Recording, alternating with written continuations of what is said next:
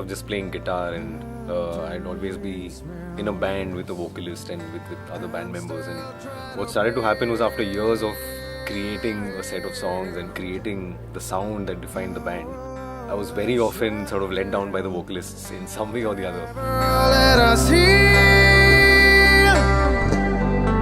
So how Blue Reverie was really found was me just trying to sort of regain all of that control and just keep it with us and a limited set of people.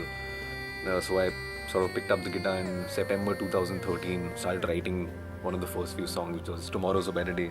Then I took it to Jackson and we sort of jammed on it a little bit. Went to Sahas, who's a sound engineer.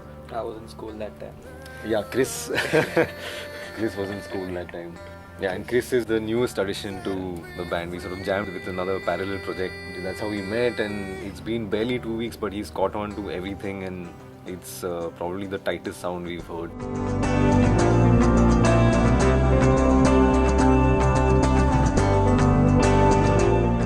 We all come from varied influences, so Jackson is a fan of everything from Michael Jackson to this very ambient sound and Enigma and everything basically. I don't know any band that he doesn't listen to and doesn't like.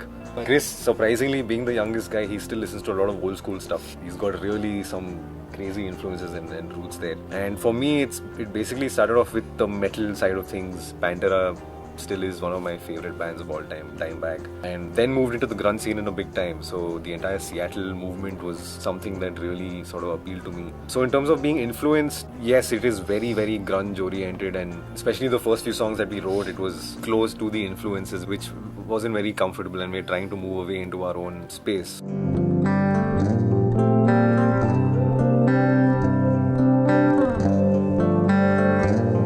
Poetry is sadly diminishing from the whole songwriting aspect, which is what was one of the factors that attracted me towards this band. Pratyush is an incredible lyricist.